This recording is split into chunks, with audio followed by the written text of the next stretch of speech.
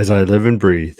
Welcome back, guys, to another episode of our weekly football podcast where we give you basically the results. And then for the week that's coming up, we'll obviously talk about Thursday's game. And then we're going to go into the rest of the week and explain our predictions, who you should play, who you should sit, what's going to be a blowout. But, I can't do it by myself, guys. You all know you got to go to Mr. Number one of the most knowledgeable guys when it comes to baseball, football, any kind of sport, uh, even golf. I dare say he's good at golf as well. But let me bring him on. My co-host, Mr. J Rush. What's going on, Mr. J? What's up? Just opening everything up. How we doing? His hair. Oof. That's Doing what all right, happens when doing you're all up right. all night. When Watching playoff baseball, obviously. we It is are, that time. we certainly are. But we're here also about football. So of course we're gonna dive right into that. Talk about all the big things, Tua, that whole fiasco, all that stuff. We're gonna cover it all. So let's just jump right into it. What do you say, Mr. We're J? gonna open up Twitch. Let's go. Ready to rock. So we're gonna start. Okay, muted. That's perfect. There. Leave me in. Let's talk about Thursday. Well, we did talk about Thursday last week. Yeah. So we're gonna talk about the Viking Saints. We're gonna talk about whatever you want. Yeah, I guess that makes sense. Yeah, we'll start there and work our way to this one. Yep. Go ahead. I Tell me got about how you. amazing the Saints are. Amazing. I mean, it's nobody played. Now, I'm not saying that's not why we lost, but clearly it was. Kamara's out. Thomas is out. Thomas already out with his foot injury again this week. Taysom Hill is healthy, which we're happy about this. Maybe, the Saints will get some bright eyes and put Taysom in a quarterback, and just do us all a favor. But I mean, it's just, you hate to see it. This was a team that coming into the season, they could have been a main event team. They were going to, the only competition was Tampa Main Bay. Let's event be team. honest. All right, I don't know about that one. What'd you say? A main event team. I don't know about that one. That's a little Okay, maybe main event from a couple years ago. maybe had a Maybe a shot couple at years the ago, I at the get you. last wild card, maybe, but But it's that's out the definitely not door. the beginning that no Maine nor New Orleans wants as a franchise. Do you want to come back strong? And I really think that the Vikings played their game here, but his Saints got to figure it out. They got injuries, or yeah, I understand, but you still have Mark Ingram as a running back, who's a good old power back, who was great. I remember on the Baltimore Ravens, great running back. You got to go to him. You got to go to some of these guys. Thomas ain't going to be there. Kamara's not going to be there, and like it's just a lot of problems with the Saints team, and it shows. And when we get to week 5 and we talk about their matchup, I'll go more into it. But as a team right now, it's just injury prone and not where we want to be. And it's tough in a division that's actually looking not too bad, especially Mariota over in Atlanta doing his thing, like you say, play to his strength, and that's what we need over in Atlanta. So they're not looking too shabby. Carolina, Christian McCaffrey waking up. Yeah, you got Baker over there, but still you got McCaffrey. He was a number 2 fantasy pick overall. This is a division that the Saints need to wake up and play. There's no other way to explain it. Sorry, so that was long-winded. I would love your thoughts. It's about time you contributed. I like when you get on long-winded rants while George Springer's getting pegged. Hate to see it. Poor old Georgie boy. But yeah, that division. First off, that division is a mess because Tom Brady's not what he was. So I know you're talking about McCaffrey and all that. So the So Saints, all week at school, I just want to put as a sidebar that you good. brought that up. I have all week thought about either playing Brady or Rodgers. All week. Well, and now he's playing. Like I think Yeah. it came up Wednesday, which is pretty Hmm. usual, but he had a shoulder and like a finger ailment or some bullshit. So he's good to go. They're at full strength. Yeah. Rogers Well, I hasn't done also got anything, so Godwin's, I believe, question should be good to go. I got that before. Let me just double check for you fantasy owners. I Who mean would, we've gotten alerts like in the wrong direction. Kyle Pitts is not playing, like things like that. I haven't gotten anything um, else realistically. We can talk about Kyle Pitts later, but Good old Kyle Pitts out. Oh, so sad to see. See, that's what I'm saying. But yeah, like I said, Latavius Murray, that's fucking Well, horrendous. talk about that when we get into. But no, what do you think about Which this quarterback you'd Saints want to game? play? First And off, Godwin is good to go. So first off, yeah. we do know what he thought about the Saints game. Kamara didn't play, which is embarrassing in its own right. You know, and they said Andy Dalton's going to start again likely this week. So, again, I mean, they only lost by 3. But is he the answer, Jay? Do you really think that They've he's scored the more answer? points than they have, except for early in the season. Well, let me reframe because I don't remember the numbers they put up early in the year, but their offense looked better with Winston. And then since Winston got hurt, their offenses look like garbage. Listen. So in that sense, yeah, I guess so. Compared to what they have, is Taysom Hill the answer? No. Is Jameis the answer? No. Is Andy Dalton the answer? No. Thank you. I appreciate that. Like I said, no, good, because we'll go back to that, because what got said in the group chat today, they need to pack it in and draft a rookie quarterback. And that is the answer. But you know what that means. For the most part, you have to unless you're getting the top guy, you know, it takes a year, 2 years, sometimes 3 years, you know, for that guy to develop. And first off, in this day and age in football, that's not acceptable. No. Like, you get drafted in the first round, you're expected to be like the man right now. Like, I don't know how none of these rookies don't win MVP, because that's what's expected of them. I agree fully. So if they do go that route, and I'm not saying they're going to tank, but you know it makes sense. They'll be tanking. Will Alvin Kamara want to stick around? Will Michael Thomas want to stick around? Will Jarvis Landry want to stick around? Will the veterans want to stick around? It would be the real question. And I don't the answer think may be no. Got many years left.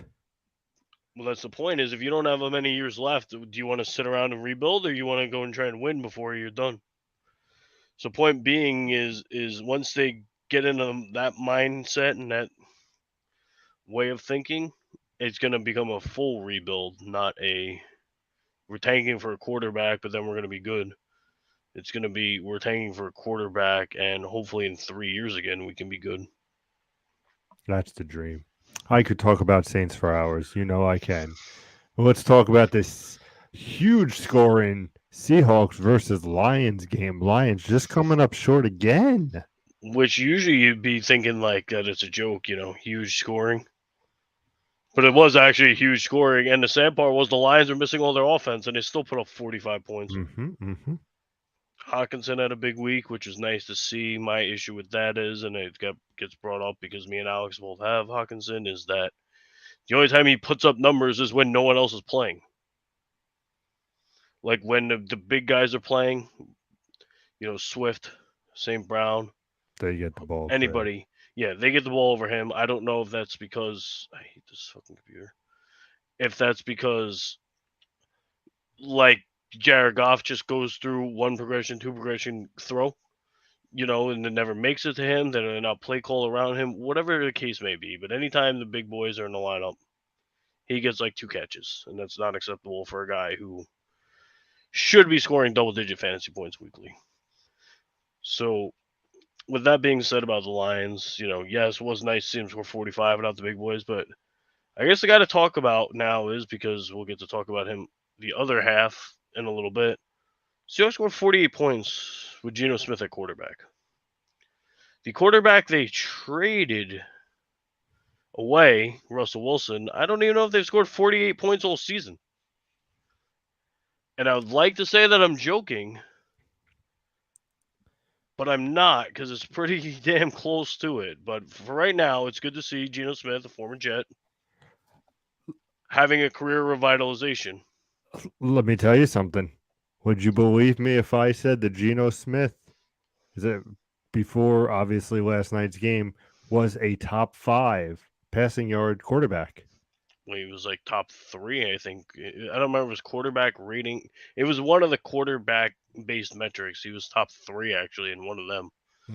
So no, I wouldn't be totally shocked, because that's how this season's playing out. But good on him, man. Good on him. Exactly. Good on him. A guy who, flopped early on. I'll get it. He was on a bad team. But, kept at it, bounced around a little bit, getting a chance, making the most of it. We can't say that about a lot of players lately. He is one of them, though. I agree with that.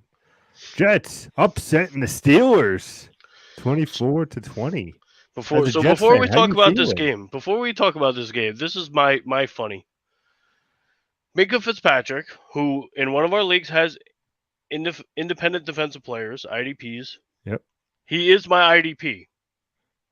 He came out after the game and said, "It hurts more that we lost a team that we're so much better than." You lost to them, which means you're not so much better than them. You didn't really have injuries, so I got okay. Let me refrain. You have one injury. It is a major injury. Would he made enough of a difference in his game? Possibly, because you only lost by 4, but you're literally missing one guy, and that's what you're gonna cry about. You couldn't beat the Jets because you didn't have TJ Watt. If you can't beat the Jets because you don't have TJ Watt, who are you beating? Because the Jets are very good. They looked all right. The Steelers made a smart move and it gave up on Trubisky. Brought in Kenny Pickett. He technically completed every pass because he was 10 of 13 with 3 interceptions. So every ball he threw got caught. So you take that however you want. He's obviously down the line a better option than Trubisky. They need to get the passing game going so that Najee Harris can actually do something. But I'm just confused at what the Steelers are doing. Mike Tomlin's been there for a long time. He certainly knows what he's doing outside of playing Mitchell Trubisky for the most part because he's always had Ben. So quarterback wasn't the issue. Now that's a thing, and he went with Trubisky mostly probably because he didn't want to start a rookie week 1. So I get that. But he's already committed to the change. But they need their passing game. They have Chase Claypool. They have Deontay Johnson. They have Pickens. They have Freiermuth. And they have, and Najee Harris isn't, can catch the ball out of the backfield. They have legitimate weapons. They can't drop anything in the passing game, which completely murders their run game. So they have to come up with whatever their identity is going to be and get that ball rolling.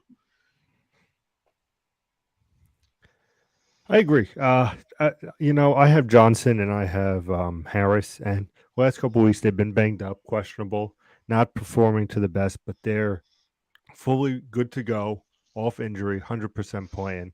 So yeah, you could say that I'm gonna pull this up real quick. they need to get their act together. But now that they're healthy, I would like to see Pittsburgh come around and have a better game. Maybe it was a little bit of adjustment. Good on the Jets. Still, listen, don't knock them till at least that was a game. But what I have heard, and you can correct me if I'm wrong, sir, I hear that the next game, the Bears and Giants, was just utter disappointment to watch. Well, Not as bad as recent, but still let me pretty just bad. go off of that. So you're saying, okay, Johnson and Harris are banged up. All right, fine. Understandable that maybe they didn't perform. Chase Claypool's not been banged up. He had 2 targets last week. His only he got 1 fantasy point because he tackled somebody. He wasn't banged up. They didn't target him. He didn't catch the ball. He did not do anything besides tackle somebody. This is a guy who in his rookie year looked like one of the best receivers in football. In his rookie year, he came out. Granted, he didn't play right away. He came on late in the season, but he looked extremely good. Mm-hmm. I get it that at the time, Juju was better and he hadn't gotten hurt yet and stuff like that have kind of derailed his career. But he was like the perfect number 3 receiver. He's still realistically, I guess now you could say the number 2 receiver. But Pickens could be either way. So they could use him as a number 3 receiver still because they have 3 options. And he and their offense is just not getting it done. So if the other 2 were banged up, why is he not getting the ball or at least getting targeted? Because I don't understand this. He has 19 fantasy points through 4 weeks. You always wonder what goes on with that.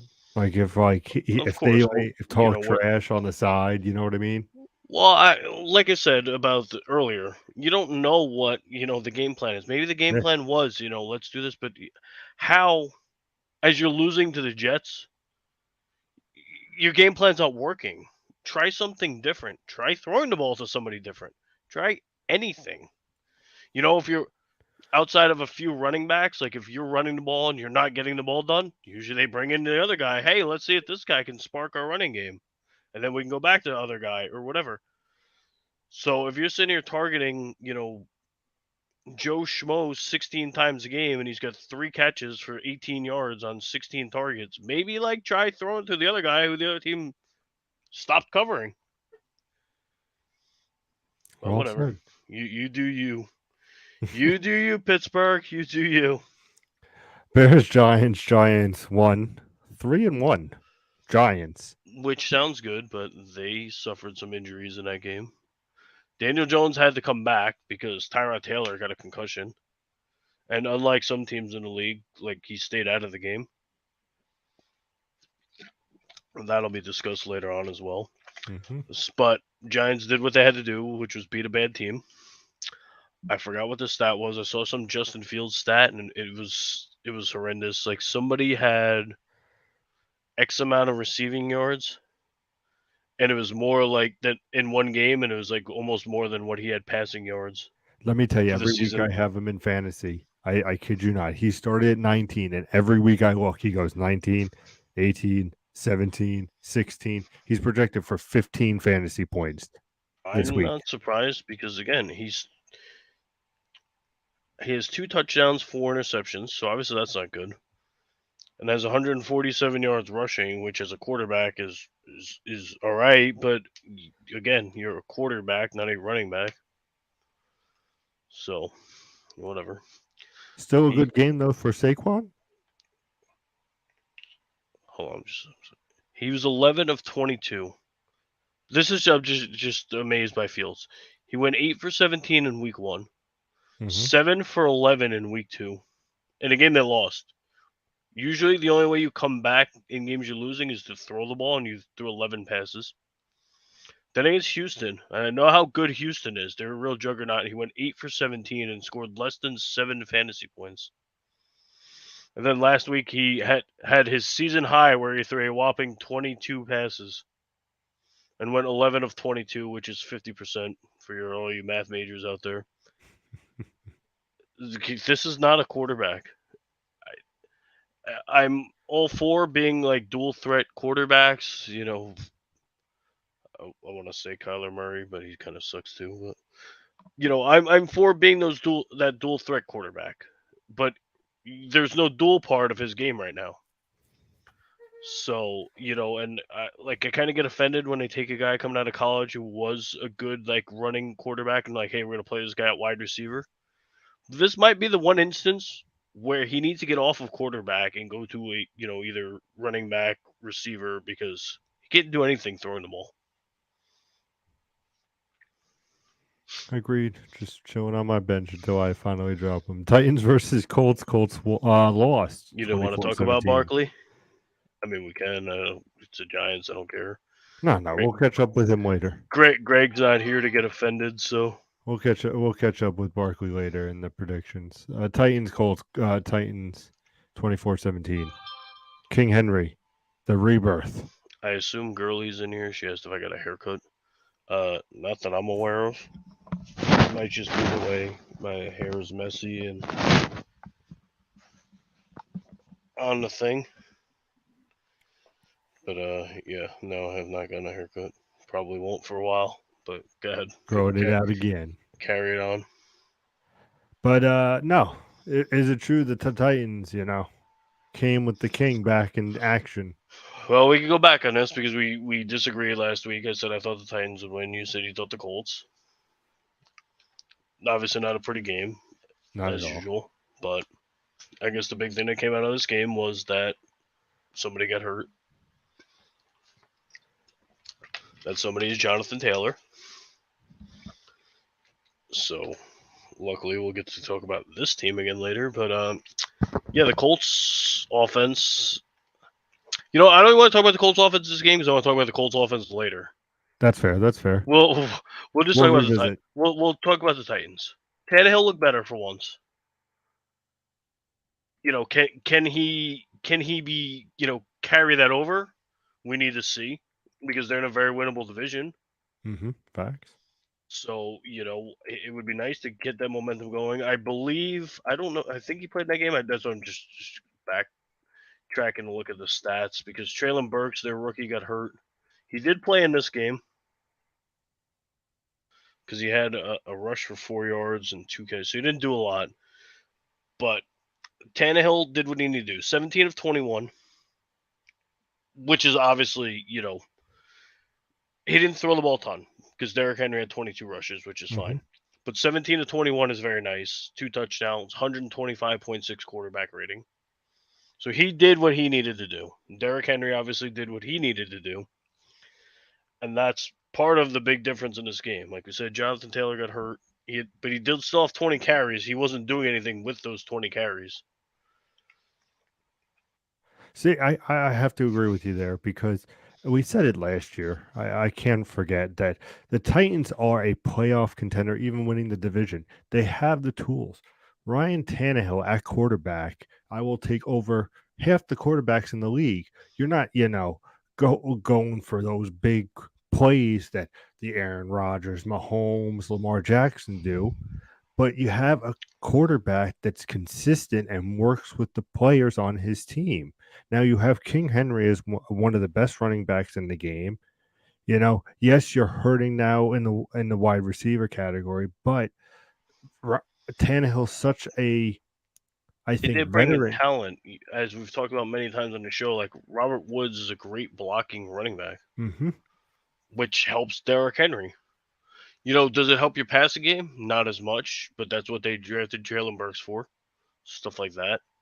So it is what it is. It's not like they just completely went bare and it was like Derrick Henry or bust, even though sometimes it does feel like that.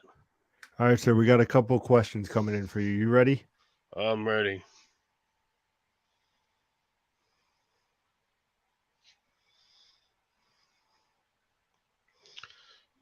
What, am I starting with this one? Yeah, start with This is this one, then I'll move up. 10-man PPR. He's 4-0 right now. Has Lamar, McCaffrey, Fournette, Chase, Lamb, Kelsey, Godwin, Judy, Dubes, Myers, White, Corey Davis, Mostert, and Jameson Williams on the IR. Well, trading Patterson for Lenny, which is the next part of what you said, for So let me for get right to now that. looks well. It's from the same person, so in that sense, looks great. Obviously, because Patterson got hurt and will be out a month, so that part looks good. Fournette needs to get it going. He did score a garbage time touchdown, which was nice. But overall, I know 10-team leagues do tend to look a little stacked.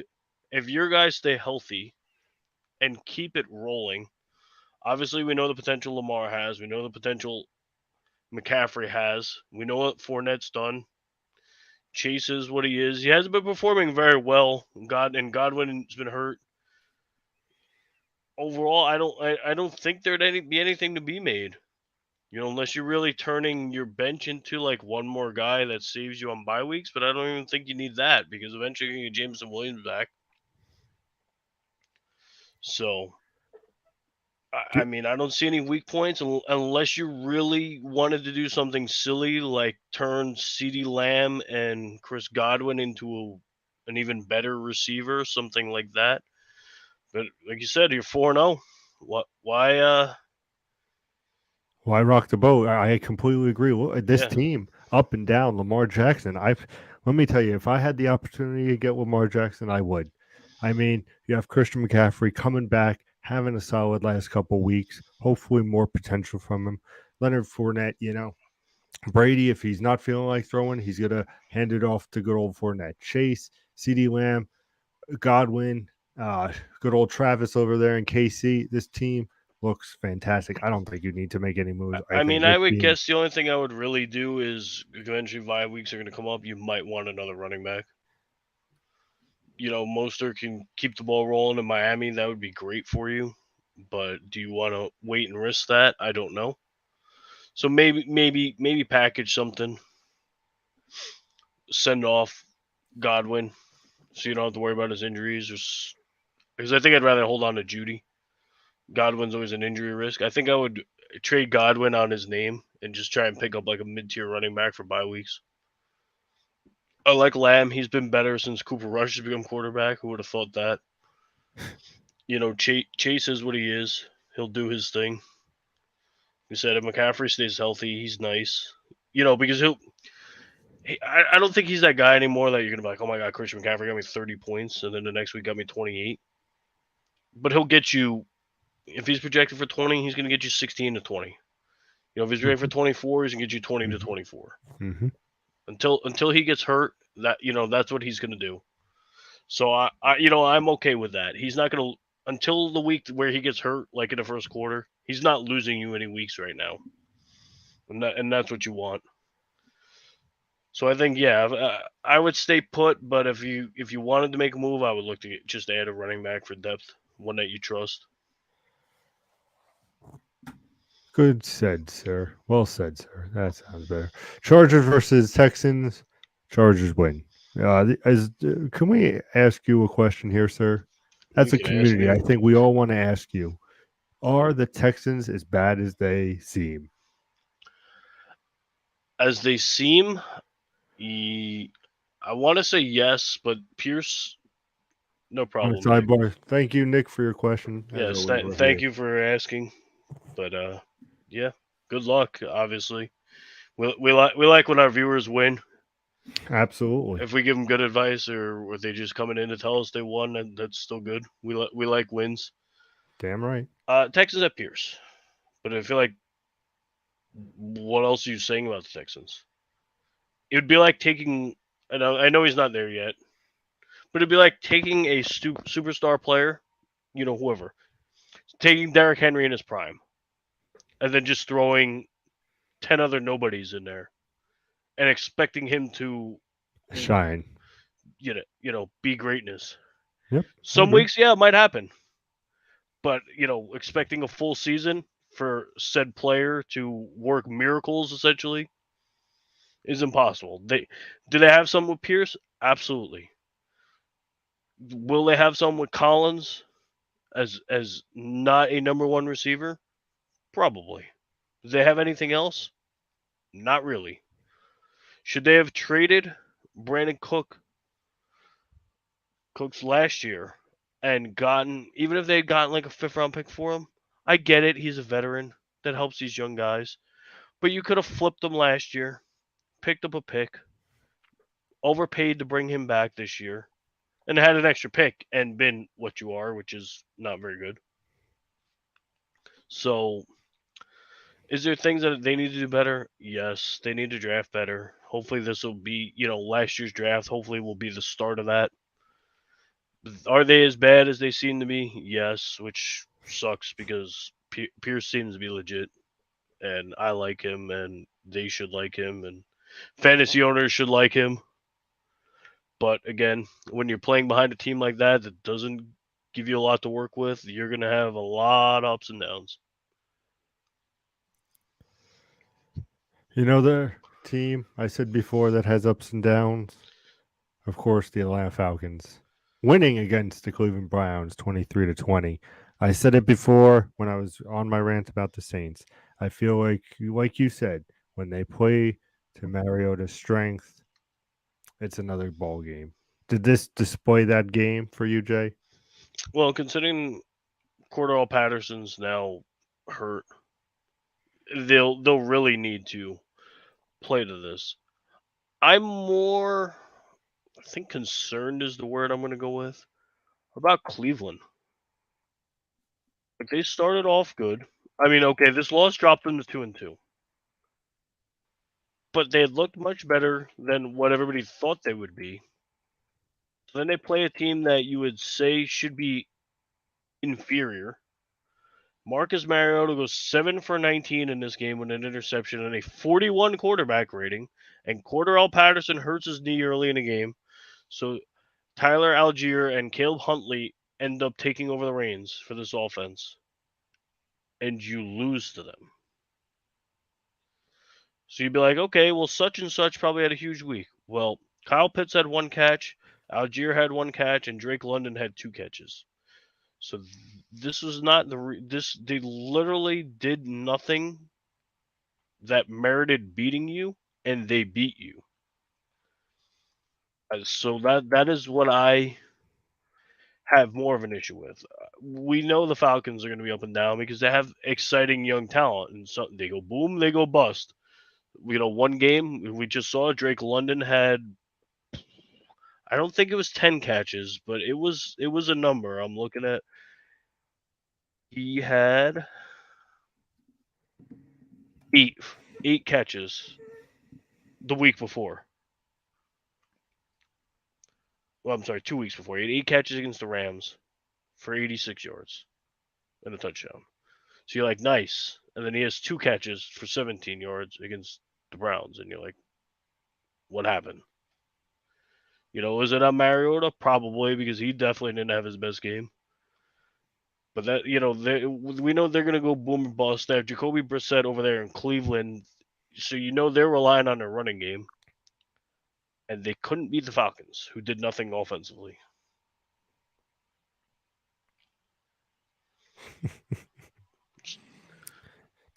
So with everything going on, and we'll get into it more. Kyle Pitts, I believe is out.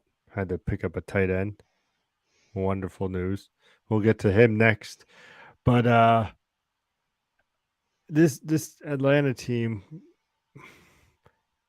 might be more scary than people let on. I think. I don't think they're gonna be, but I could see them slipping into the wild card, especially how the Saints are playing and everything like that. I could see the Falcons maybe skip it in, but with the injuries that are there now, time will have to tell. Well, so again, we're about to be technically now 5 weeks in.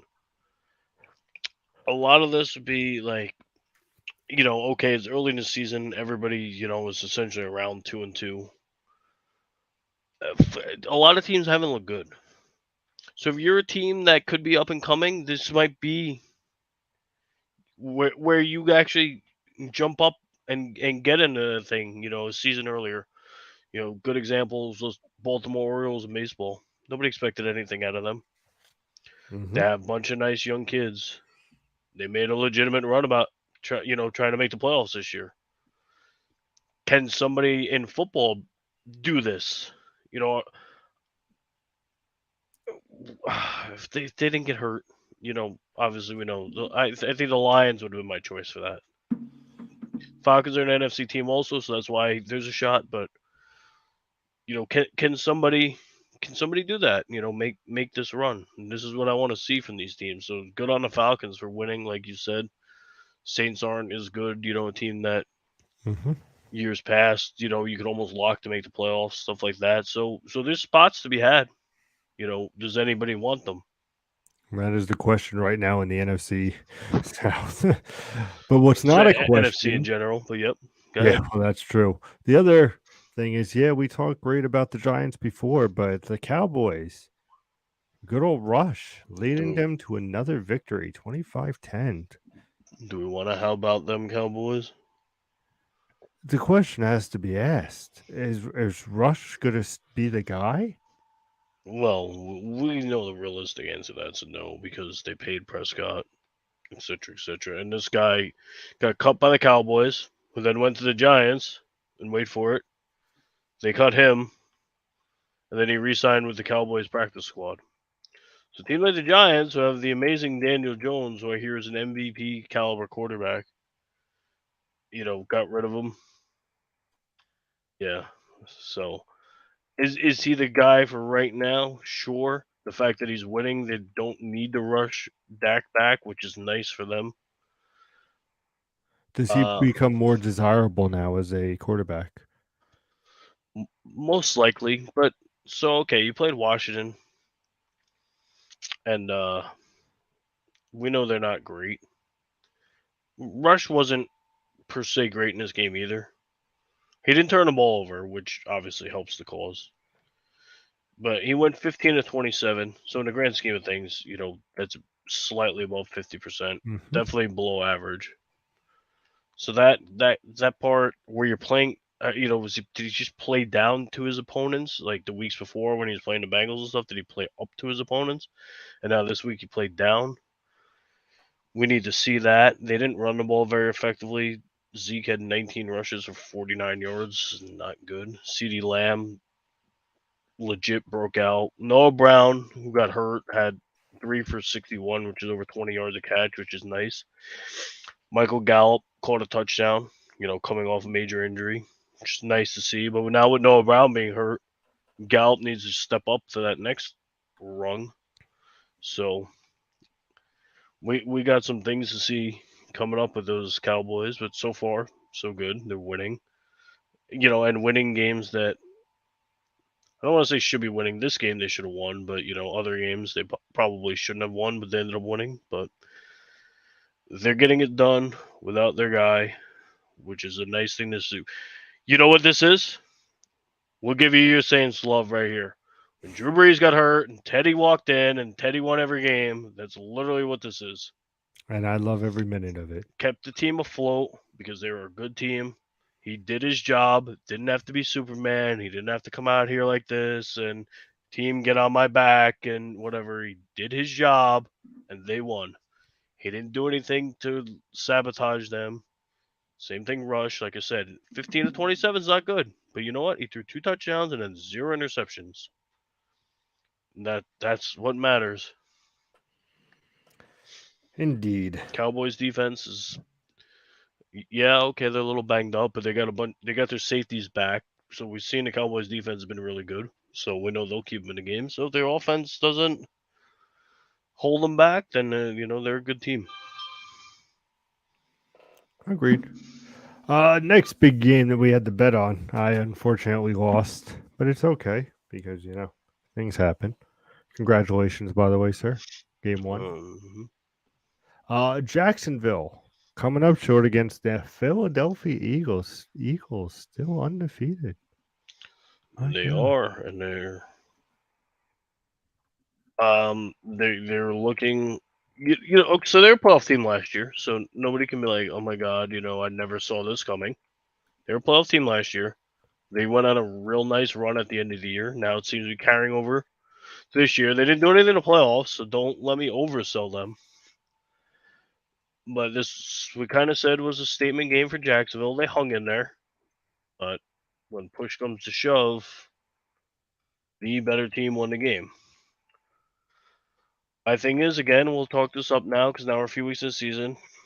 You know who this came from. Oh my God, Jalen Hurts is MVP and blah, blah, blah. Well, what did Jalen Hurts do? Oh, he went 16 to 25 with an interception and no touchdowns.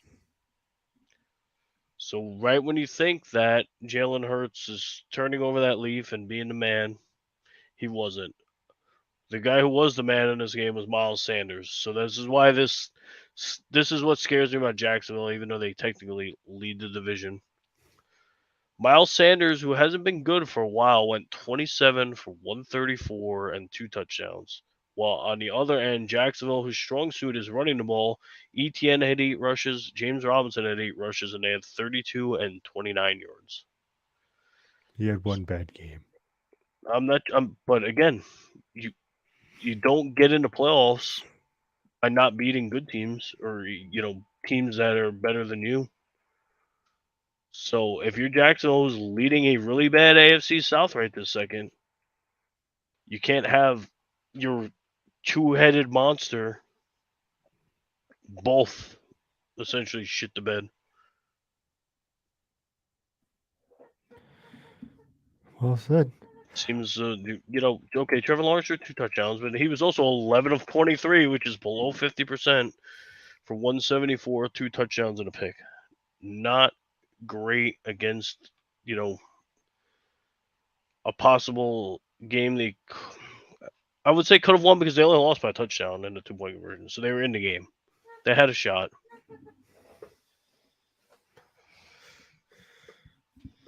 Cowboys did make it last year. Response. They did make it last year. So we were talking about the Eagles who made it last year.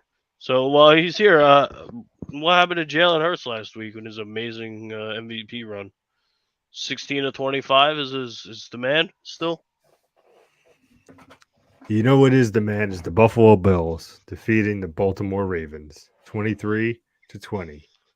Yeah, that would be a fact, Rob. That would be a fact.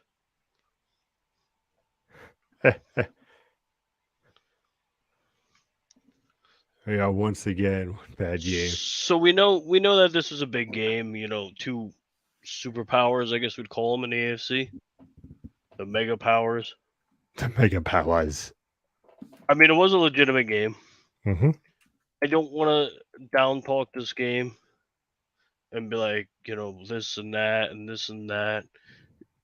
Obviously, Lamar didn't have his best game. Josh Allen didn't have his best game. He ran very well, but his passing, he didn't have his best game.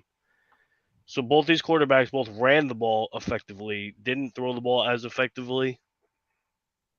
Bateman got hurt for Baltimore, which is not good for them, obviously. The biggest issue I have about this game, I didn't care who won the game because they're both good teams. They both made the playoffs.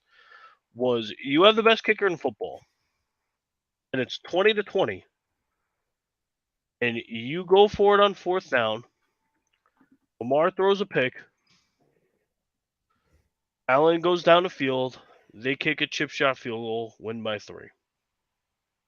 I understand that, and we've seen it with Russell Wilson where they didn't give the quarterback the ball and the kicker missed the kick, and why did you pay this guy $245 million? Blah blah blah. But you have Justin Tucker, who's the best kicker in the league, Easily. definitely the most consistent kicker in the league. Easily. You take the points. Your D had been playing pretty good, holding Buffalo to 20 points at the time, and Josh Allen not throwing the ball very good. Holding them down like that, you take those 3 points. You figure worst cases, you bend but not break, and they kick a field goal and tie the game. So instead, you don't take the points, they kick a field goal and win the game. So I just feel like they kind of, I understand it, but I feel like they just gave the game away. I agree with that statement. But you know what? I said it once, I'll say it again. I think the Bills are on a tear. We're going to talk about them coming up big with a certain player. I think that's going to make a huge impact.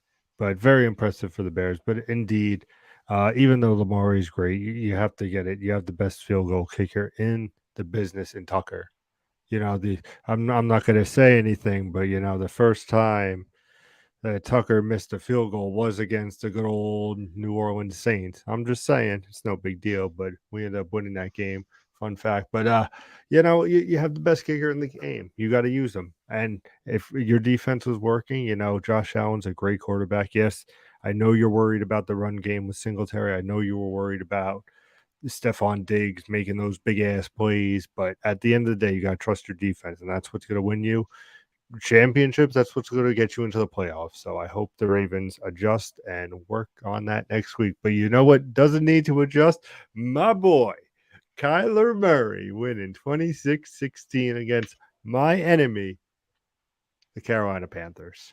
What a great game this was. God, just shows how just terrible that Carolina is, and there's still hope that the Saints could maybe not be in last place. Well, it does show how bad Carolina is. That's a given. I would love to say that Kyler Murray sucked again. He was better, slightly better, but he averaged 2.2 yards per carry, which isn't good for a mobile quarterback. He only threw for 207 yards, which isn't very good for a quarterback. He threw an interception. He was fairly inaccurate. Like Hollywood Brown, who's their number one, had 6 catches on 11 targets. I know McJiggles will say it's one bad game. The problem is we're talking about Kyler Murray, and we're on 3 out of 4 bad games. But I won't press the issue too much. They didn't look very good, but obviously Carolina looks even worse. Christian McCaffrey had 9 catches for 81 yards. Like, he literally looks like the only playmaker on this team. DJ Moore, who's pretty good on any other team, had 50 yards receiving and 11 rushing. He needs to get more.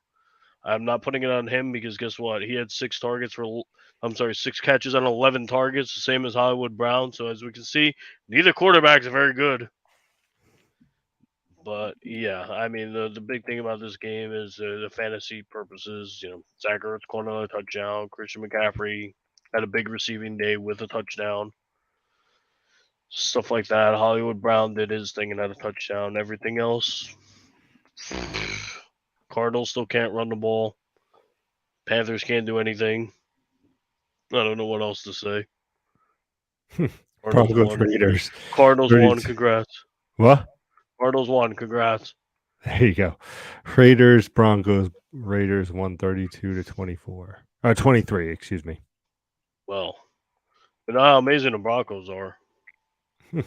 See you soon. So we'll pass on talking about them for a bit. Raiders did the thing. They scored 32 points, which I'm not gonna lie, I feel like with the talent they have, they should be averaging close to 30 points a game. The Cowboys averaged 32 points a game last year. I feel like the Raiders are on par with that. Josh Jacobs went 28 for 144 and 2 touchdowns.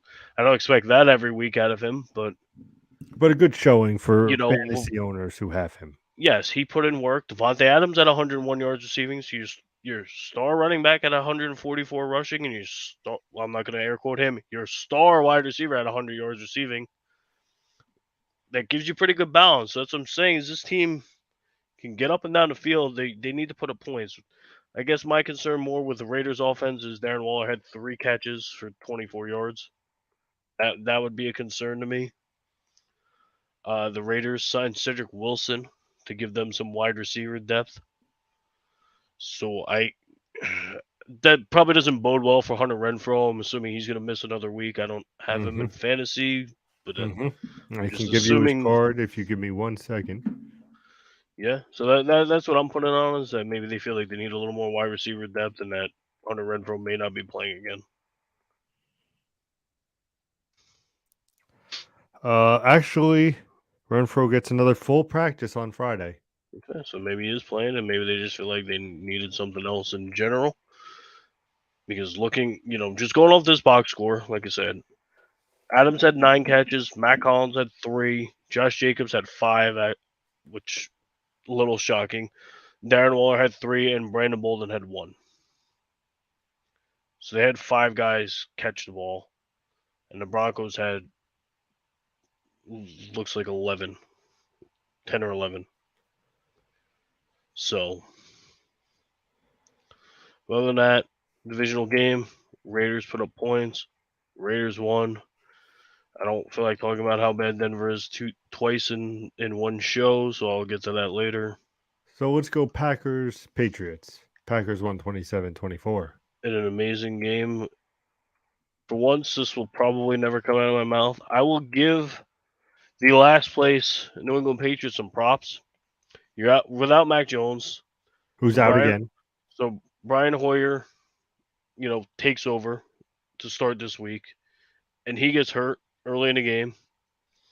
So now we're on our third string quarterback, who 90% of the people probably never even heard of. And they actually hung in the game and lost in overtime.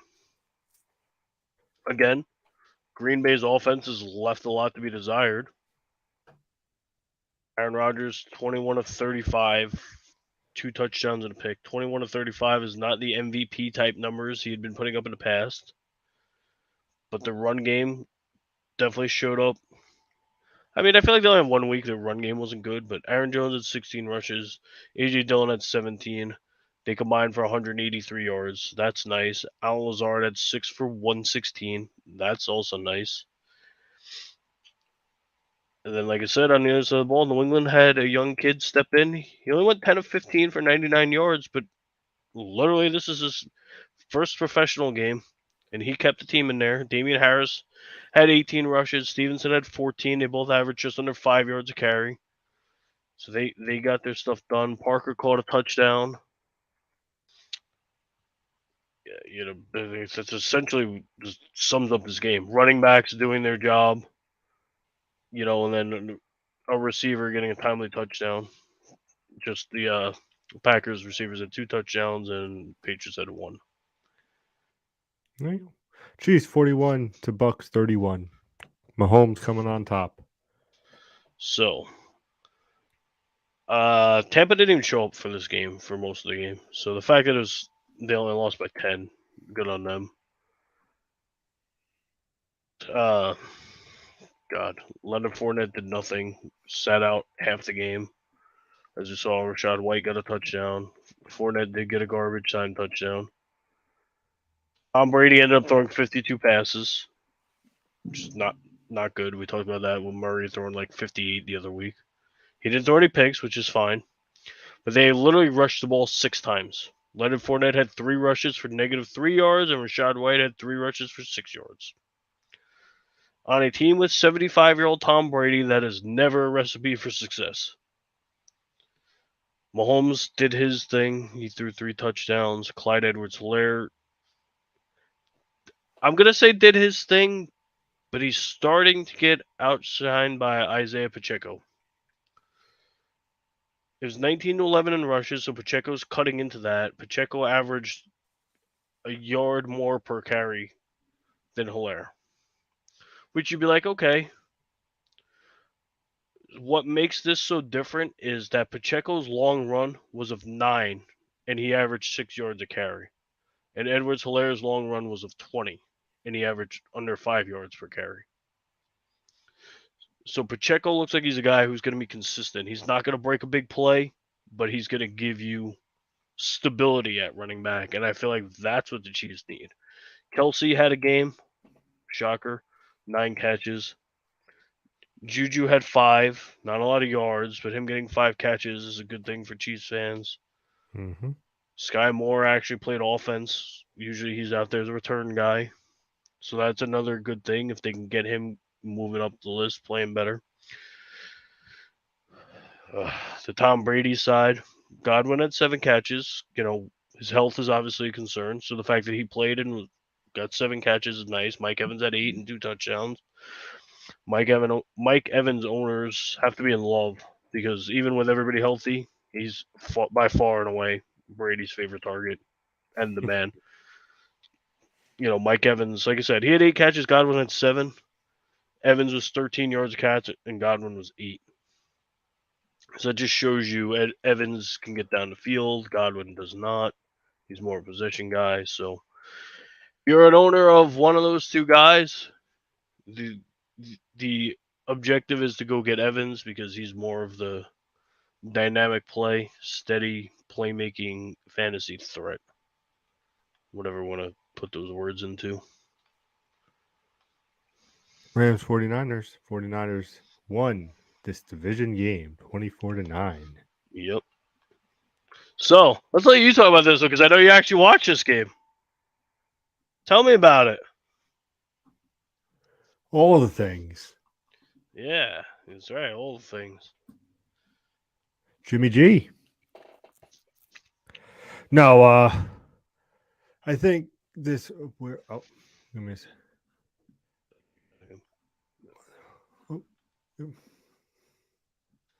Right, I think it was the Rams not showing up.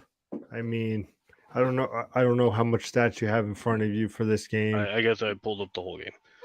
So, as we just talked about with other games, Henderson and Akers are the 8 running back A and B, right? So they had 15 rushes for 40 yards. Jeff Wilson, who's was Eli Mitchell's backup, had 18 rushes. Matt Stafford threw 48 passes, which, as we stated, once you start pushing 50 passes, that's not a good thing. He didn't throw any touchdowns. And then here's shock. Cooper Kupp had 19 targets in that game. And Tyler Higbee had 14. So you had 33 of Matt Stafford's 48 targets went to 2 players. So if you're a Rams fan wondering why you only scored 9 points, all you got to do is look for that. If you're a fantasy owner of Cooper Kupp, you love it. If you're a fantasy owner of Higbee, you love it. If you're a fantasy owner of anybody else in that offense right this minute, you don't love it. Facts. What we did talk about was that this is Jimmy Garoppolo's week where he needed to kind of step up and be like, all right, I'm into the season now. He had 100.7 quarterback rating, which is above average. So I'm not knocking him in any way, shape, or form. Fantasy wise, he didn't do enough. He only threw one touchdown. So fantasy wise, he's probably not relevant for the rest of the year. Unless things change. But winning wise, he got it done. Debo had 6 catches for 115. Jeff Wilson had 18 rushes for 74. Both had a touchdown. Good on them. The thing that pissed me off the most about this game was I had an 8-leg parlay and hit 7 of the 8, and George Kittle, who I needed to get 25 yards, had 24. So I lost a parlay by 1 yard. Love to see that. Yeah, you absolutely love to see that. I understand they're banged up. They're using him to help block, but he's still a playmaker. He needs more than 24 yards in a game. Kyle Juszczyk, who's a fullback, who guess what, can also block, had 1 catch for 35 yards. So you can't just be like, all right, he can't do anything, because they both can block. So every now and then you could have Juszczyk block and Kittle can, run a route and maybe do something, but what do I know, because they won the game, so I guess it doesn't really matter. San Fran's defense still stand as a strong point. Had a bunch of sacks, which I'm not trying to oversell or undersell them. Rams O-line, it's a little bit of a mess as well, but they took advantage of it. They got 1, 3, 5, 6, 7 sacks against Stafford. So an interception and a fumble loss. So their D came to play against the defending champs. So good on them. And like you said, it's a division game, which being 4 weeks in, you take that for what it is. But down the line, you've beaten the team in your division, and that is the number 1 tiebreaker. So you're in a division where everybody's 2-2, but you beat the Rams, so you're already ahead of them, and that's all that matters. Factual. Colts Broncos. Why don't you tell the people about this? So this was such a good game that I'm actually going to let you talk about Hocus Pocus, because that would have been more entertaining than watching this game. The only productive thing, and it wasn't even for us, that came out of this game was some guy in our state hit $101,000 betting on that nobody would score a touchdown in this game, and he looks like a fucking genius, because guess what? Nobody scored a touchdown in this game. Russell Wilson, wait for it, sucks. Matt Ryan, wait for it, sucks. I mean, we knew he was on the back end of his career and he was kind of trending downwards and he had a career revitalization. But my God, that was the ugliest game I've seen in a while. I literally flooded my room by mistake. Cleaning the flood on the ground was more interesting than watching that fucking game. Running games, non-existent. For the most part, passing games, non-existent. Good quarterback play was definitely non-existent. That was a fact, because neither quarterback is playing to their potential, which at this rate, I don't even know what their potential is. Do they have potential, etc.? They definitely have weapons, but you got Sutton, you got Judy, you got Pittman on the other side, you got Pierce, who's looked, good, but again, it was only one game. We need to see some more out of him. But overall, nobody was getting excited about this game. Kickers, if you had the kickers, I guess that would be worth getting excited about. The Colts' leading rusher was Deion Jackson. He's was undrafted out of Duke, so that says a lot about him. I had to look it up because I've never heard of him. I guess the worst part is a lot of people probably use their waiver moves on Nyheim Hines, who came out and said, "I don't give a fuck about your fantasy teams." And the Denver's defense said, "Well, we don't give a fuck about your brain," and knocked him out like 4 plays into the game. I'm not trying to be completely funny. Brain injuries are not a good thing. But yeah, we should. Like somebody tweeted that we should get a month free Amazon Prime,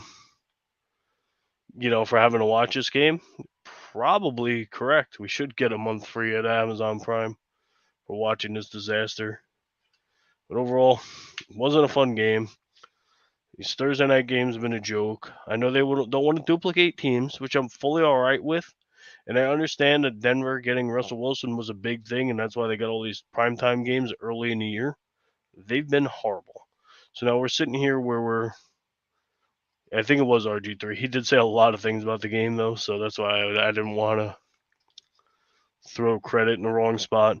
But so now we've gotten 3 primetime games in 4 weeks out of Denver, and they've done nothing to prove that they're anything. Thankfully, I don't think we will get any more, at least not anytime soon, Denver primetime games. But with that being said, we're going to another Thursday night game next week. I'm not trying to jump the gun, but we're going to get a Thursday night game for the next week, and it's Washington and the Bears. So we're not getting any better.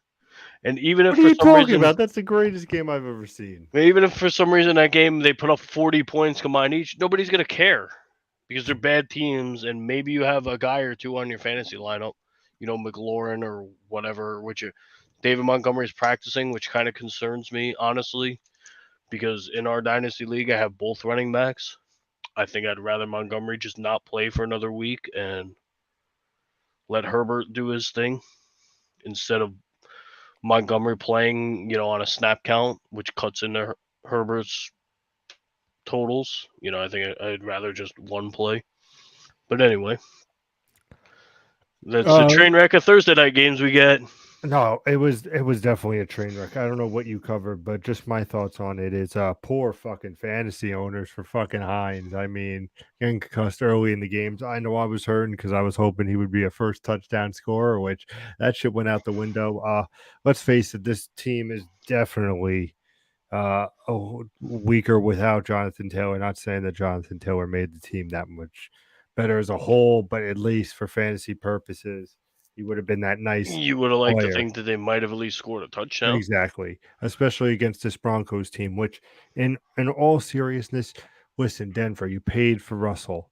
You gave him some great weapons with Sutton, and you got good old Jerry Judy. Like, you have the weapons. You have even fucking Gordon, good old Melvin Gordon back there doing his thing, putting up points. 11 points, but why can't you make anything happen, Russell Wilson? You're making it look like Denver made a complete and utter choice like a lot of fantasy owners did this year. So you got to pick it up, buddy, from fantasy owners to you. But let's talk about a game I cannot wait to kick off, Sunday football. But of course, the Giants and Packers, and they are good old Green Bay home. There you go. If the Giants win this, what does that say about the Packers? What happens if the Packers beat the Giants? Does that change? What do you think this could be a big game in big picture mode or no? Well, obviously, again, like we talk about, Daniel Jones, best quarterback ever. Giants need a healthy quarterback for one to even have a shot at winning the game. Obviously, Barkley's been better. He needs to keep it going for a full season, not 2 weeks, things like that. Aaron Rodgers, supposedly he came out or somebody came out and said they're going to be airing it out. Amen, brother. We need to see that. We need to see that it's a home game. We need to see them airing it out. Well, it's a home game in London, but they get the amenities of being the home team, stuff like that. We need the Packers to show something. This will be the second straight London game I will not be waking up for. I don't believe I have anybody in these games, and if I do, they're going on the bench because I don't give a fuck.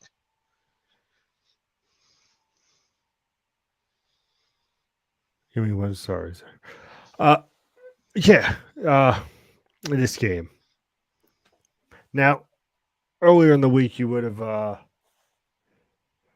said to me, You know, So wait, hold on. You're gonna click this fucking click that one. Click it. what am I clicking? Click it. Click that fucking comment. So his beloved Saints are up, and Alvin Kamara wasn't playing, and he couldn't get up on time for that game to take Alvin Kamara out of his lineup. But he'll be up for the Giants Packers game. Okay. All right, guy. Is that's also at 9:30? Jesus Yes. Christ. So you're gonna get up for that shit fest. All right, Saints fan. We know where you're at. Go ahead. Now go back to the Lions Patriots. I wasn't done with the Packers and New York. Get over it. There's nothing to talk about. Daniel Jones sucks. Daniel Jones does suck. I think it should be Barkley's time to shine, and he has been shining for fantasy owners. Not stellar, but it's definitely been better than the last couple of years. So I hope the Giants and Saquon Barkley, in fact, can do that against this, I want to say, broken down Packers team. Who do You you know what? throw him to? There's something I want to see. I've realized it because I haven't paid any attention to these games. They're all trash. Can somebody do a Lambeau leap in London? That's what I need to see. Actually, I do have somebody in this game. I have Aaron Jones, so I'm getting double-digit fantasy points this week. But yeah, There, you nailed it. said it right. You have Aaron Jones, but for Green Bay and Aaron Rodgers, you have nobody else. I was thinking earlier in the week, should I play Rodgers or should I play Brady? And we'll get to who Brady's playing in a bit. But I was really considering Rodgers. I am going to go with Brady for the sheer fact of just weapons alone, because that's what you don't have right now in Green Bay. Yeah, you can argue Lazar is their wide receiver, their it factor. But let me tell you something. It definitely, with Devontae Adams leaving, it definitely hit that Green Bay offense more than I think their Aaron Rodgers and the team would like to admit. I feel that Giants could pull an upset over here and maybe somehow be forward one, but that's my take on Giants. Packers. Let's move on to the game that the Lions, I say, will win their first matchup because good old Jones is out again. Lions versus Patriots. Patriots are at home. Well, I'm pretty sure Swift's going to be out again because then I believe the next week they have the bye. So they were talking about him coming back after the bye. He was trying to practice. I don't see a reason to rush him back, but I'm just looking at football stuff to see if anything clicks up that might be important to talk about. But at the moment, no. But yeah, so Zap or Zappy, however the hell you pronounce his name, because no one, like I said, has heard of him.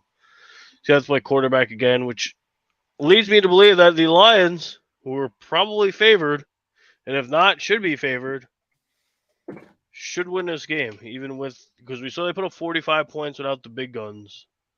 I would like to think they can score, on the Patriots defense one way or another. So, what do I want to see? I want to see the Lions scoring points with whatever who plays again and winning a game. Get on that winning track instead of losing lots of close games. Let's win one. That's what I would like to see out of that game.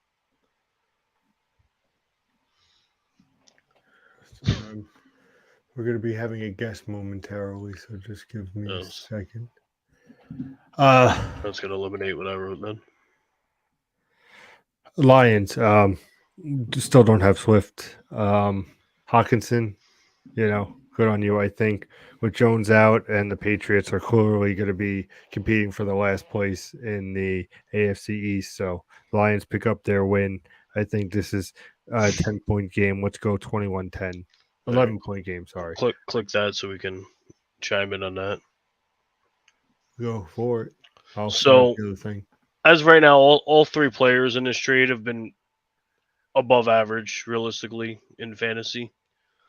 I think it's a good idea because, as you said, you have Eckler, Chubb, Pierce, and Penny, who are all serviceable. So the number one rule of trade is get the best player, and Travis Kelce is the best player. So I'm all for it. That, and I don't fully trust that Josh Jacobs is going to keep playing at this pace. He had a great week last week, and Zach Ertz is extremely consistent.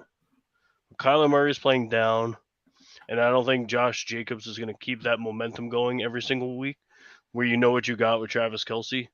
I'd rather have Kelce and go with those guys that you still have and feel pretty confident about my team. What do we got here? Let me just see. What are your thoughts on this trade? You just clicked it. I know. I was There's Oh, just so many things are going on, so you have no idea on this end. well, clearly. uh, hmm. What were you saying about this one? That I would do that trade. You're getting the best player. And I don't trust Jacobs to do this all season. And he still has Eckler and Chubb and Pierce and Yeah, Penny. I would 100% do this. You have This is So what you're telling me is you have 5 legit running backs with a chance to trade one of them off and get the number one.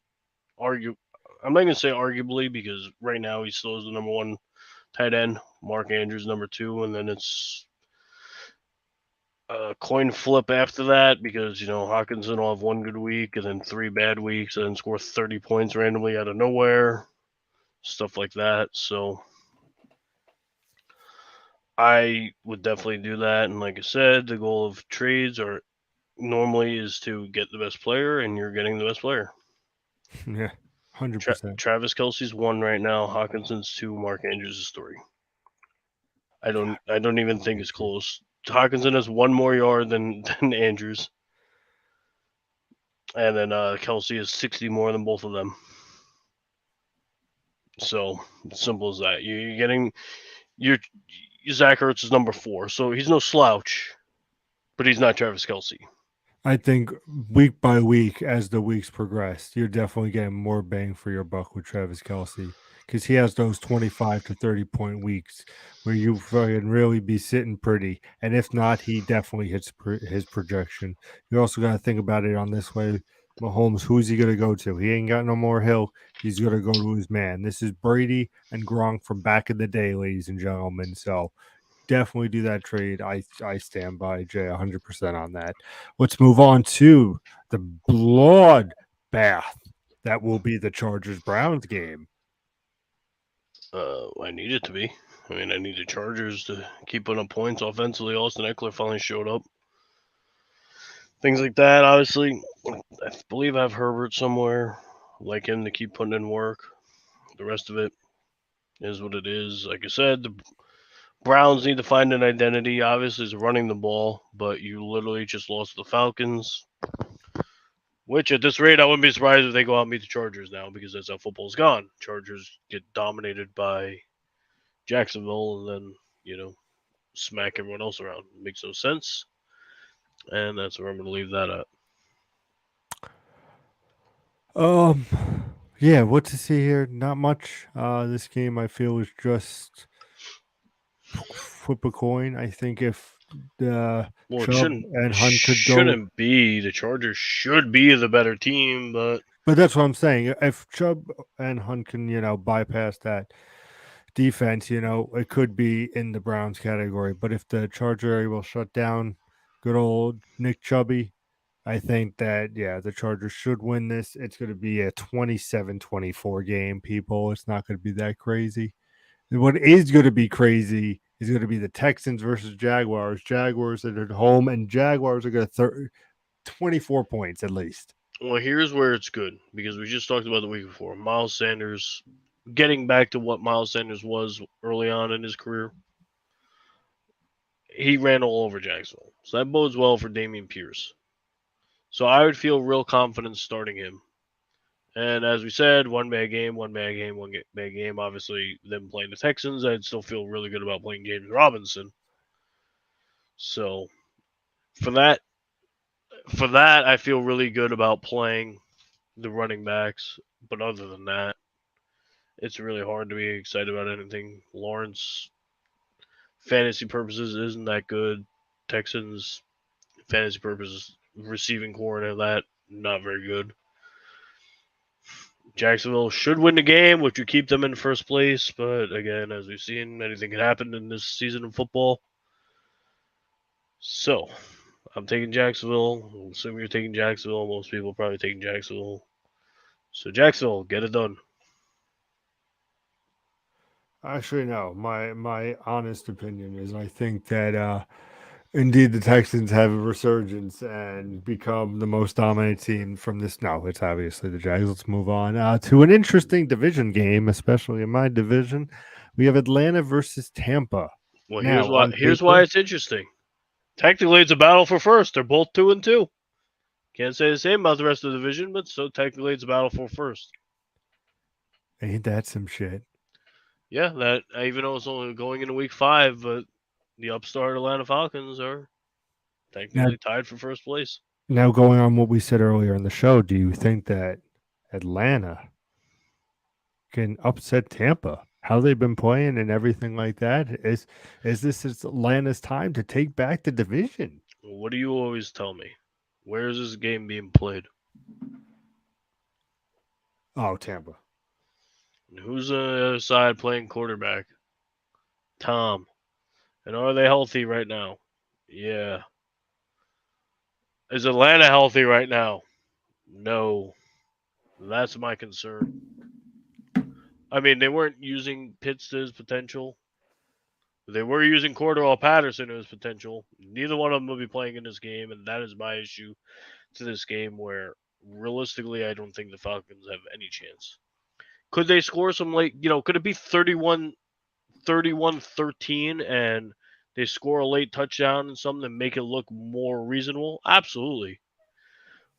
But will we go to halftime 17-17? I don't think so. I would love to see that. That'd be great. I mean, because I have guys on both teams, I'd love to see it even higher. But will that happen? No, but if they do, if it does somehow happen, like I said earlier, go Falcons go be this year's Baltimore Orioles. Surprise some people. Make your season worth it.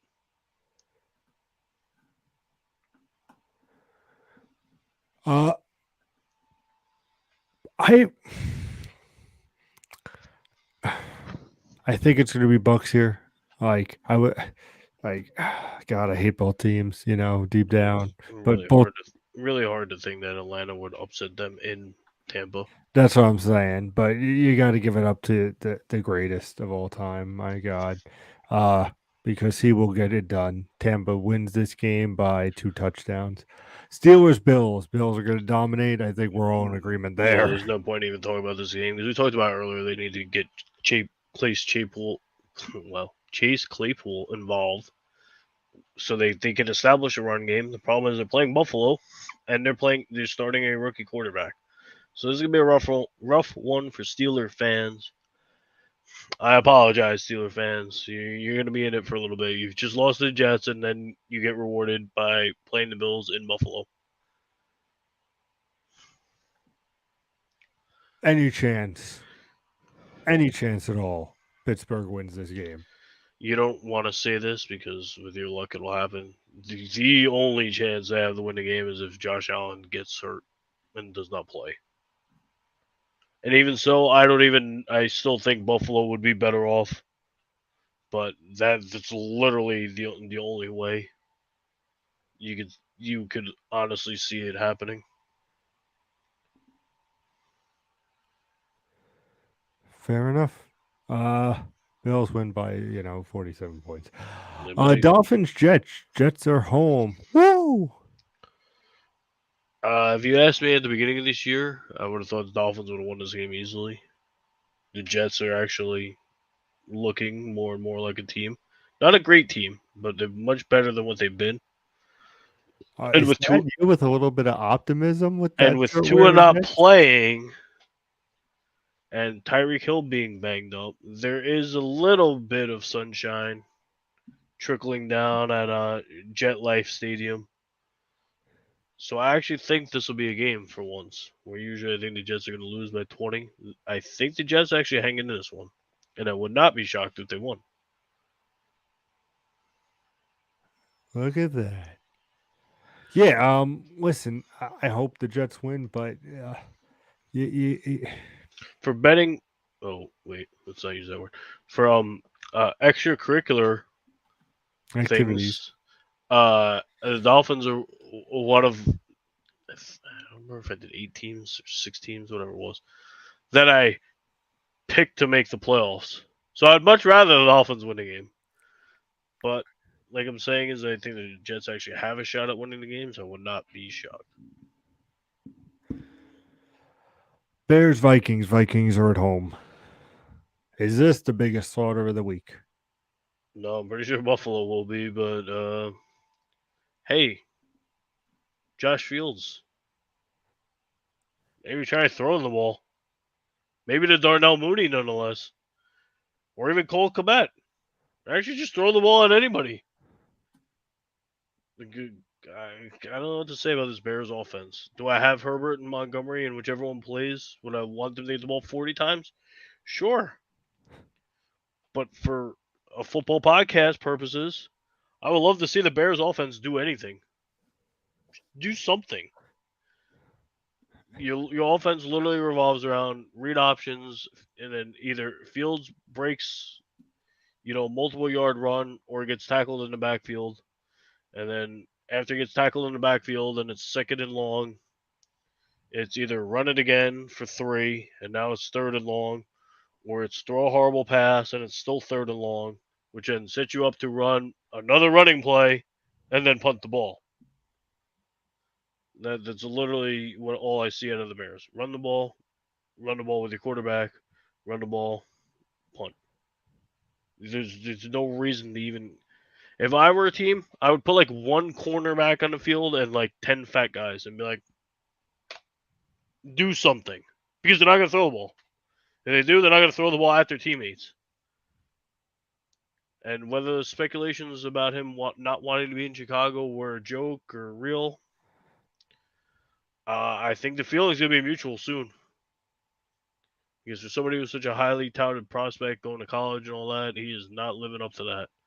Vikings need to put their foot on their throat and win this game by 20 points and show that they're the best team in the division.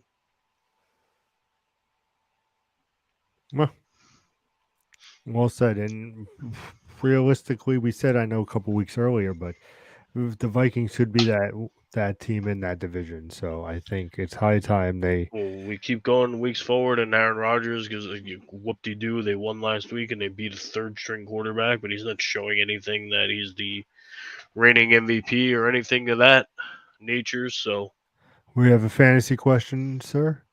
Trade opportunity right here.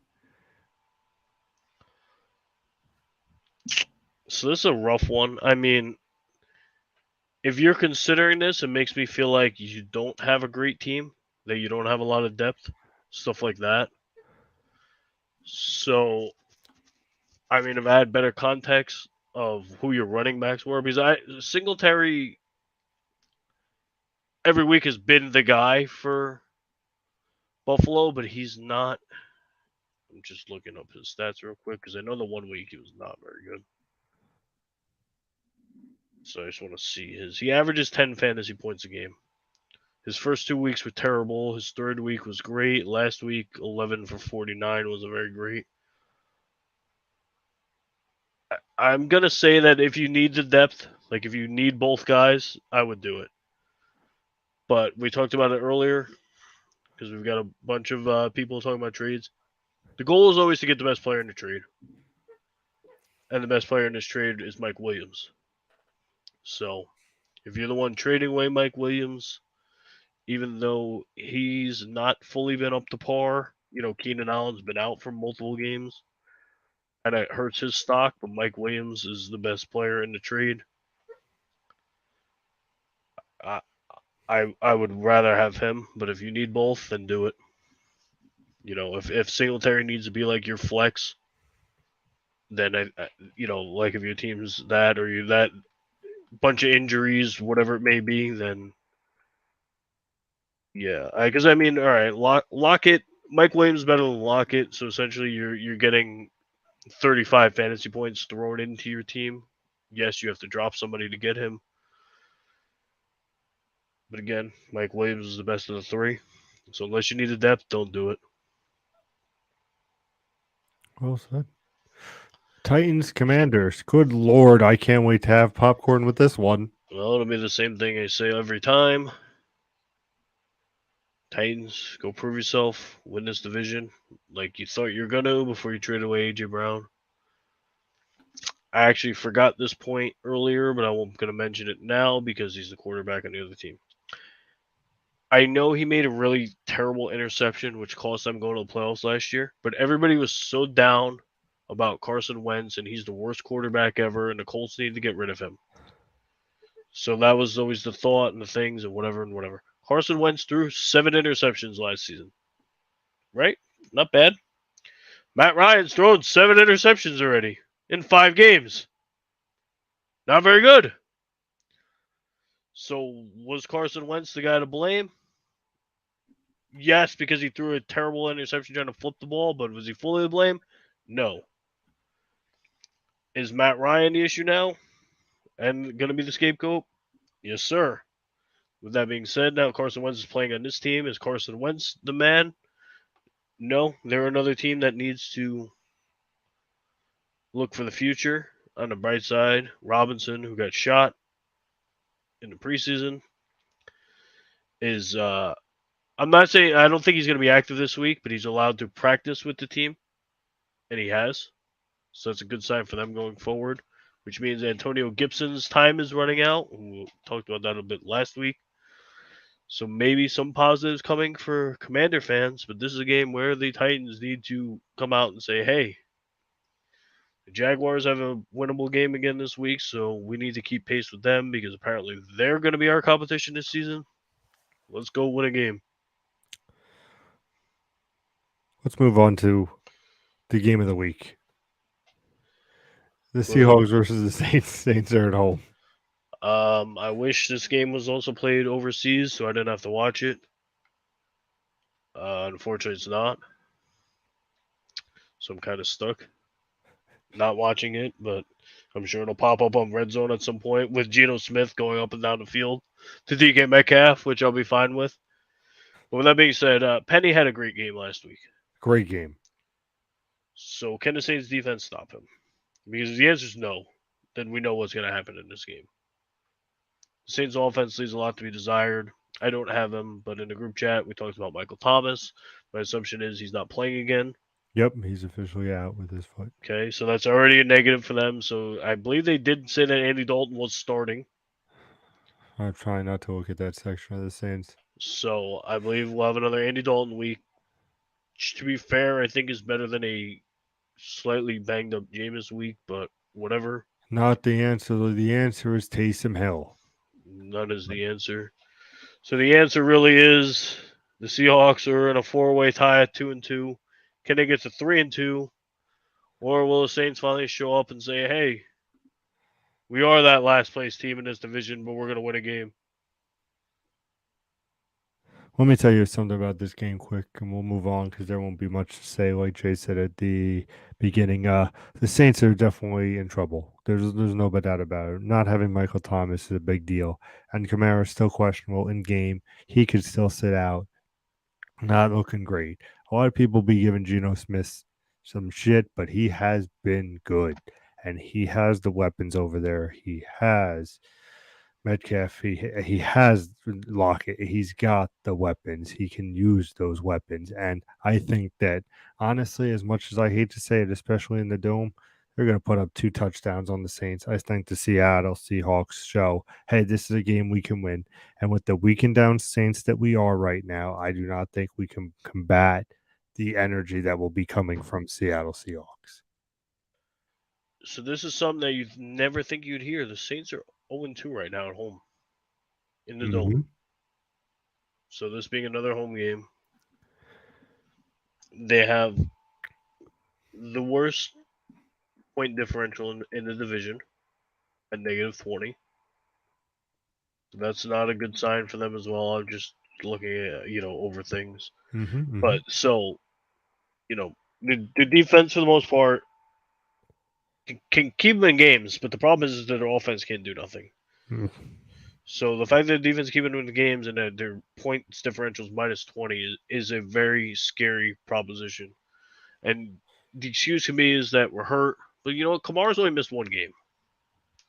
So your best player has missed 1 game. Michael Thomas we know what he is. Whatever is ailing him, he's going to miss at least the next 7 games anyway. he could have bit his nail wrong and would miss 8 games because we just know how he is. He gets minor injuries and ends up needing to miss the whole year and then whatever. So that's why I put zero stock into him. He started great, it looked good, and then guess what? Fell to the He wayside. reverted back to Michael Thomas, where he sneezed and he blew his nose wrong, and now he's got to miss 8 weeks. So my thoughts on Michael Thomas is you have all the talent in the world, get on the fucking field, do something, and stop whining. If you just wanted a paycheck, good for you.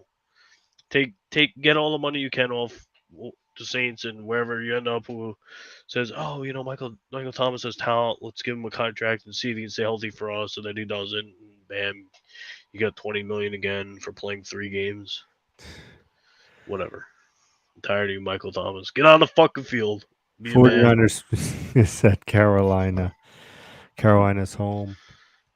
Which means nothing in this game, I'm thinking. Unless bad weather. Because what we've seen is that the 49ers, they're not world beaters. The defense does their job. And outside of that rain-soaked game in Chicago that they did actually lose, their offense, to the extent, does their job. So their offense should be better against a bad Panthers team. Their defense is good enough that they should be able to keep McCaffrey mostly in check. So it should be, and you don't want to say this about football games, but it should be a cakewalk for 49ers.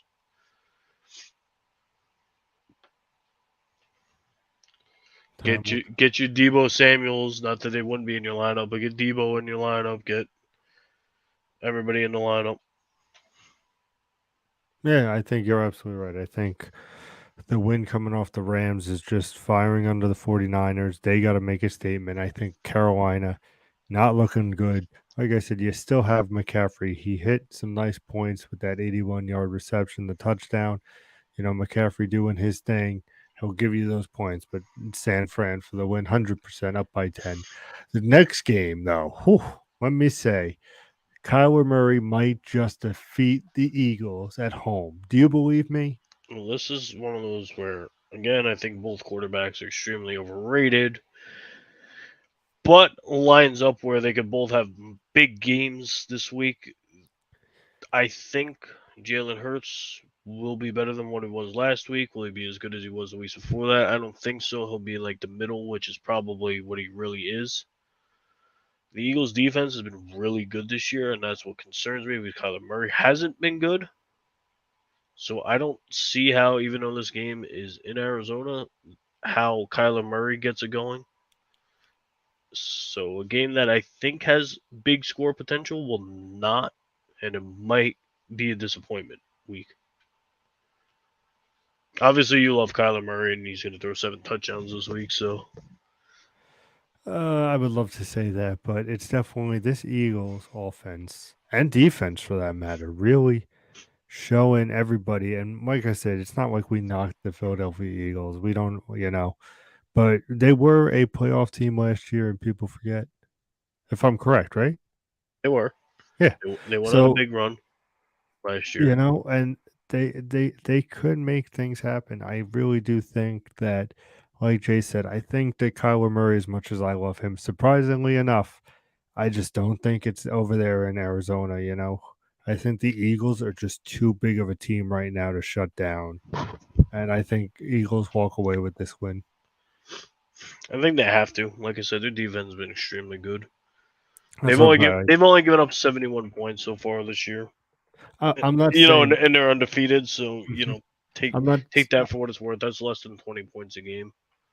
Like I said, I'm not saying that Arizona is the be all end all team, but against this Eagles team, I think it's a good showing for the Eagles because and even though I agree with Jay with the overhypeness, you still have 2 younger quarterbacks that they're going to talk about. It's the 425 game, so that shit's going to be somewhere. And they're going to talk about these 2 young quarterbacks, but at the end of the day, I think it's the Eagles' time to show why they should be taken seriously in a division that has surprisingly been very competitive. And in the beginning of this week, in the beginning of the season, I would have not said to you, nor can I say that Mr. J. Rush would say the same, that one of the most competitive divisions right now is, in fact, the NFC East. Right this minute it is. The Giants need to keep it going. Push I them to think this week shove. I will think we think definitely. that those other two teams are still playoff teams. I think this is a big week, and especially with the Cowboys matchup going against the Rams, and the Rams are at home. Are we going to get another 78 passes to Cooper Cup? More than likely, because that's going to be their only way that they're going to win a game. And we just saw last week, he had 19 targets, 14 catches on 19 targets, and they scored 9 points. So that's not the recipe to win. It didn't work for them last week. Cowboys pass rush is really good. As we said, Matt Stafford got sacked 7 times last week. Same could probably happen again this week. So the Rams need to figure out how to protect him to have any shot of winning this game, which sounds really weird when you're playing against a team that's led by Cooper Rush. But the Rams have not looked like last year's Rams, defending champ Rams. They're having a hard time running the ball, having a hard time keeping a quarterback upright. So with that being said, the Cowboys having good defense, Rams offense struggling. Logic would tell you that the Cowboys should win this game. Yeah, and especially if Lamb plays, he's questionable right now. He But on the Well, he said he came out and commented about it. yeah, He essentially said it was bullshit. He said, "I'll be out there Sunday, and if I'm not, I forgot the words he used. Essentially, is that the coach should be fired because there's nothing wrong with him. It's a bogus fucking thing to get him like a day off or something." but the Rams have to show up here. I mean, you have Cooper Cup, you have all these weapons, but you put up 9 points. Yeah, but that's what I'm saying. Is it's a little, and they even made mention of it that Cup and Higbee are the only Yep. threats on offense. They can't run the ball, and Stafford can't throw the ball. Can't complete passes to anybody else but those two. Listen, there's something happening over with the Cowboys. I feel Rush is having that great old New Orleans Saints feel where Teddy came in and delivered, and I think that he is going to deliver, especially if Lamb. He's been hitting it up with Gallup. There's the weapons that you can do. Zeke could have a good game. He has been having a good game. I think, surprisingly, the Cowboys will walk away with this victory. So that just leaves that if the Giants do in fact upset their opponents, we could have a very interesting NFC East. Oh God, I can't wait. But that is my thoughts. Any other thoughts are on the Rams Cowboys game? No, I mean I want Cooper Cup to get 14 catches, but again, we're a podcast. We would like games to be competitive. Bengals Ravens. Ravens are at home. Well, go down because it's no, it doesn't. It does lead into this because one of the guys is on the Bengals. We got something here, quick, sir. On the side, let's go. So you traded Justin Jefferson and Deontay Johnson for Mixon, Williams, and Godwin. I'm assuming Williams is Mike Williams, possibly Jamal Williams. I'm not sure which Williams it is. If you could clarify in the chat, we would appreciate it. But I don't blame you for jumping ship on Deontay Johnson. So I don't blame you there. So I feel like you're trading Jefferson for 3 guys. And we've had, like I said earlier, we've had a bunch of trade talks. You got Mike Williams here. Okay. Are you hurting at wide receiver depth? Because I mean, obviously you're getting 2 receivers and you're getting Joe Mixon, but you're trading, the best player, which is where I was going with. The rule of thumb should be to get the best player in the trade. So that would be Justin Jefferson. So I don't know if you need running back help or you're just doing this to get depth and maybe your team's not performing because obviously Deontay Johnson hasn't done much. I mean, I like to trade even though you're not getting the best player. But so I think in that sense it's a good trade. So he needs running backs. Okay, so then then it definitely makes sense. I don't like trading the best player unless I really need to. You said you need a running back, so it makes sense because Johnson. I feel like you're trading 3 for 1. So in this sense, yeah, trade that's a good one. What's your record at after 4 weeks?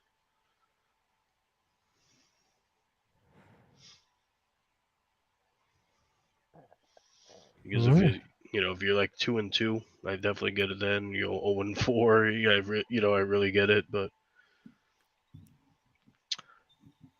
once Keenan Allen's a full go, Mike Williams will open up more, and then I really think you'll have a good in that trade. Godwin's a possession guy. Mike Evans is the one getting down the field, but Mike Williams does that for the Chargers. And like you said, you got Mixon, who seems to be a little overrated, but gets All it right, here done. we go. So Hurts, Kamara, Jacobs, Mixon, Williams, Godwin, London, Hawkinson, Curtis Samuel. Okay, I got you. And he's 2-2. Yeah, yeah, Solid team though. yeah. I think this is a smart move. Then we talked about it earlier. I'm not sure how long Jacobs will be able to keep this going. And then you throw Kamara in there, and we don't know if he can ever get on the field or stay on the field. Facts, man, facts. So I fully get it. I think it was a smart trade, especially jumping ship on Johnson. With them quarterback changing and all that. I honestly, and he did have a good week last week. I think Pickens is going to become that guy. No problem. Good luck. Hope it works out. Huh? Stop back in anytime. Give us some more. Let us know. You got some more trade offers. They are, and that's what scares me. But I really do think that Pickett and Pickens will be the chemistry there. They're already not using Claypool, so that part scares me. I think for the time being, Georgie Boy will be that guy. And to be honest, and this is greedy, I hope Freiermuth also. I hope they use him more. I do have him in the league, and I'm not saying that he needs to go off, but I do feel like he is a legitimate weapon. So I feel like those two will be the main two for a bit. Thank you for your questions and your Yes. comments, all that. We appreciate you. Bengals, Ravens. Ravens are at home. Lamar Jackson, are you going to still be incredible, especially against this Cincinnati Bengals team that's in the right direction? Well, let me tell you something because I don't know if you would have thought this. Bengals are up there. Well, they're plus 21 in point differential, considering their offense hasn't been great. But they're up there for least amount of points allowed. So the defense has been getting it done. Lamar scored a lot more points, but their defense has given up a lot more points. They've scored 28 more points on offense and given up 30 more points on defense. So I feel like this is a game where, again, the Bengals can get the ball up and down the field, helps them. So how much can the Bengals defense deter Lamar Jackson? I mentioned it briefly earlier. Bateman's out, which puts a damper into their offense a little bit. But J.K. Dobbins is essentially a full go. He had 14 carries last week, and he was really good the week before. So you can feel good about playing J.K. Dobbins if you have to. But right now, that Bengals defense is the best in that division for one, but looks legit. So Lamar needs to, and again, this is kind of greedy, but without Bateman, you got to get Mark Andrews more involved than he was last week. You did not have him involved in a big game against a good team. This needs to be a lot of Lamar to Andrews, and I do think that this game either will be extremely high scoring, like 38-35, or 20-17. Agreed. Our final game of the week 5 schedule is the Las Vegas Raiders versus the Kansas City Chiefs, and the Chiefs are good old at home. I think this could be the best game of the week, sir. I don't know about best game of the week.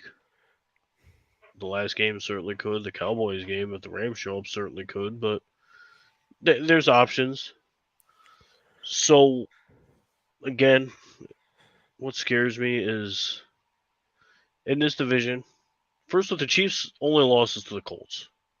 I don't comprehend that in any way, shape, or form. Doesn't make any sense, but that's what we've been talking about essentially every podcast. Nothing in this season's made sense. The Giants are good. The First Jets off, are good. because I got this thing on there, the Giants are 3-1. Their differential is +5. They've scored 76 points and given up 71 points. That's not a 3-1 team. I don't care what you say.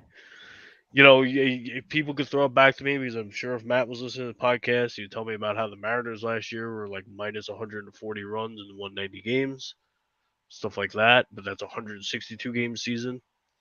They led the league in 1-run wins, and they probably led the league in 10-run losses. But whatever. Point being is, the Giants weren't one of those teams that won. They're that team that won by 1, like won by 3, won by 1 again, lost by 10 type of deal. It wasn't like,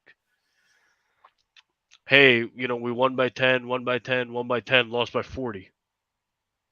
No, they've won a bunch of close games, and eventually that's going to take its toll on them.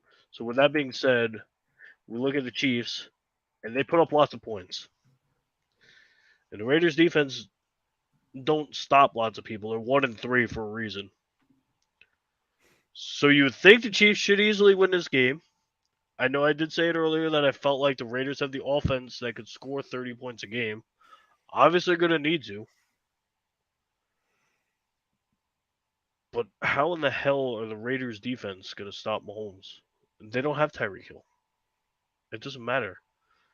They're literally averaging 43 points, 42 and change, like 42 and a half points a game right now without Tyreek Hill. How are the Raiders going to stop that? So do you feel it's a blowout? If I told you that I thought it'd be 48-30 in that range, is that a blowout? 48 to. I mean, it's a 3-score game. But they scored. Yeah, I'd give you They that. scored 30 points though. Yeah, but still. I could easily see the Raiders scoring 30 points, but I could easily see the Chiefs scoring 50 points.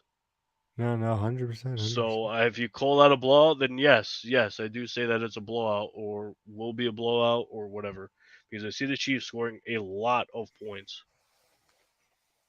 That's fair. So are you going with the Chiefs at the end of the day, sir? I am going with the Chiefs unless the Raiders sign a bunch of guys from the 70s who smash mouth football and, knock you on your ass. Unless that's happened, I don't think they can stop them. Indeed. So that is your week 5 predictions from us. Of course, we went over week 4 earlier. Very exciting time for football. You could always remember to watch us every Friday at 6:30 where we go over Thursday night's game. Do we want to do a little prediction quick? For what? For the Thursday game?